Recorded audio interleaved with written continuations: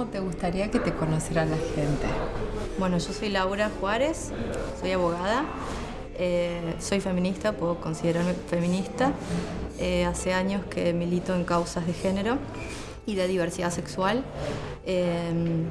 Y bueno, me interesa debatir sobre el aborto, dar mi punto de vista, porque bueno, entender esto de otras realidades es salirse de los zapatos de una, ¿no? Yo soy mamá, te puedo hasta decir que fui mamá en situaciones bastante adversas. Decidí ser mamá, no me arrepentiría nunca, pero estoy a favor del aborto. Precisamente por eso. Yo considero que las funcionarias y los funcionarios, los legisladores y las legisladoras deben hacer eso. Sacarse los sesgos que tengan conservadores y poder ver las otras realidades que ameritan soluciones legislativas acorde a la realidad. ¿Cómo sería esto para que lo entienda la sociedad, Laura? Quizás suene un poco complejo porque es complejo el tema. Yo creo que la raíz de este conflicto, ¿no? De este debate de a favor y en contra, la raíz es paradigmática. Es decir, es un paradigma viejo en contra de un paradigma nuevo. El paradigma viejo tiene basamentos teológicos y religiosos y es el que a lo largo de toda la historia y en todo el mundo ha impuesto parámetros de normalidad. Es decir, parámetros nos dicen qué tenemos que pensar, qué tenemos que decir, cómo ser, nos imponen lo que se llama heteronormatividad, nos imponen el patriarcado, es decir, nos imponen el mandato de ser heterosexuales, el mandato de formar una familia, porque la sacralización familiar es un vestigio de la teología y de las religiones, nos imponen a las mujeres el mandato de sumisión, el mandato de maternidad, y bueno, son paradigmas, son construcciones sociales. Este es el paradigma viejo y hay un paradigma nuevo que surge desde la disidencia en contra de esto que está todo el tiempo objetando conciencias y diciendo cómo tenemos que ser y qué tenemos que pensar. Y este nuevo paradigma es un paradigma diverso, plural, respetuoso de los derechos humanos, propulsores de la igualdad real, no la igualdad declarativa en un tratado internacional, la igualdad real en la práctica de derechos entre hombres y mujeres, igualdad de derechos, igualdad de oportunidades. Entonces, este nuevo paradigma, que es el que propulsamos las feministas, las que propulsan las organizaciones en todo el mundo a favor del aborto y a favor de un montón de otras prácticas, por ejemplo, el matrimonio igualitario. Bueno, esto es diversidad, porque yo creo que las realidades son así, la realidad nos demuestra la relatividad del mundo, entonces bueno, este paradigma es así, es relativo y diverso. En lo que se refiere al debate que se plantea, si hubiera que armar un alegato de estos proyectos, ¿cómo sería? Bien, yo creo que la despenalización del aborto tiene que, porque en base a este paradigma del que estábamos hablando recién, podemos estar a favor, en contra y podemos discutir toda la vida.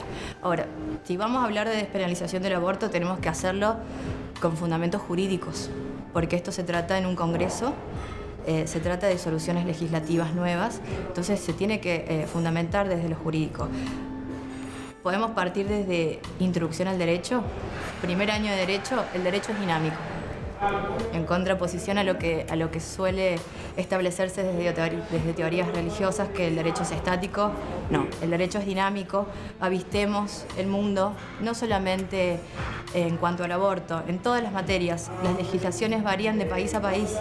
Entonces, revisemos la realidad y vemos cómo la legislación cambia. El derecho es dinámico, se transforma, porque así se transforma la realidad, así se transforman las sociedades. Entonces, esto hace que la ley acompañe esos cambios culturales. Por eso podemos decir que el derecho deviene de los hechos. El derecho se construye en base a las nuevas realidades sociales. El derecho parte de la realidad, no parte de Biblias, no parte de criterios conservadores. Hay que analizar la realidad y sobre la realidad palmaria se tiene que legislar. Y yo creo que la realidad nos muestra de que, y esto no lo podemos negar, el aborto existió, existe y va a seguir existiendo, sea legal o sea ilegal. El problema es que, siendo ilegal, además de que hay un comercio, ¿no? Un comercio clandestino, las mujeres, las más pobres, que siempre los más pobres son los más vulnerables en todos los aspectos, son las que se mueren. Como decía Favaloro, que era una eminencia en medicina, también creo que lo era humanamente. Él decía que él estaba a favor de la despenalización del aborto porque las ricas lo podían pagar en una clínica y las pobres se mueren. Entonces, esa es la realidad. La realidad es que hay una gran tasa de mortalidad materna por abortos clandestinos, por haberse realizado con técnicas que no son avaladas por la medicina, en lugares inseguros. Entonces, bueno, esa es la realidad.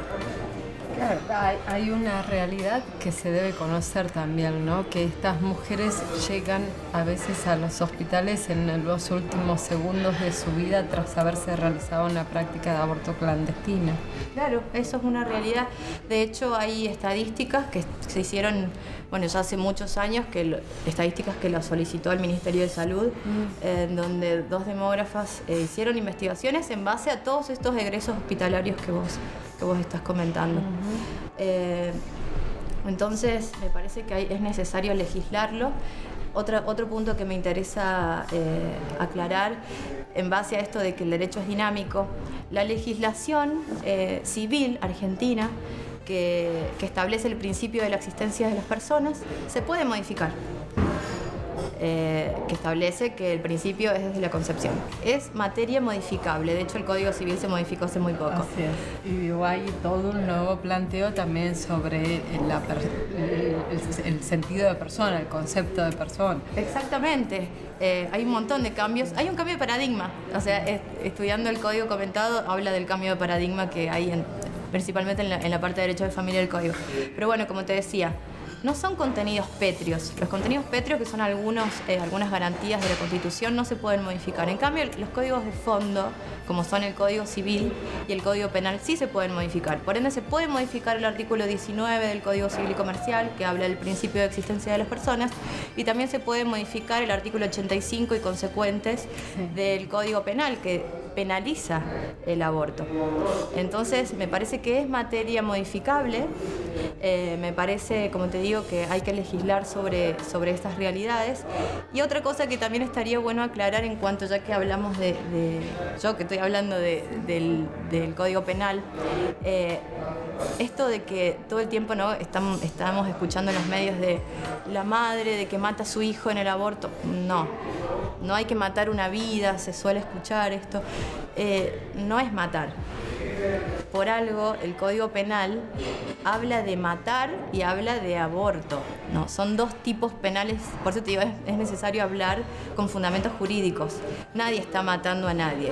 El aborto, que implica la interrupción del embarazo de forma voluntaria, es una cosa, y el homicidio agravado por el vínculo, que sería el caso de la madre que mata a su hijo o hija, es otra cosa. Son totalmente cosas distintas desde lo penal. Entonces, bueno, me parece muy necesario hacer esa aclaración para que cuando se discuta se haga con fundamentos jurídicos.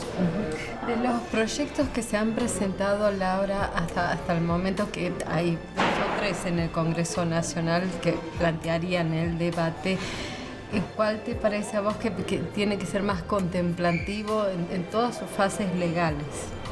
Y mira, el último proyecto de ley que se presentó ahora, que se presenta de forma sistemática desde hace ya varios años, que surge de la campaña nacional por el derecho al aborto legal, seguro y gratuito, que a su vez esa campaña surge de los encuentros nacionales de mujeres que se hacen todos los años, siempre en una provincia distinta, hace ya muchos años. Entonces, bueno, todas las mujeres reunidas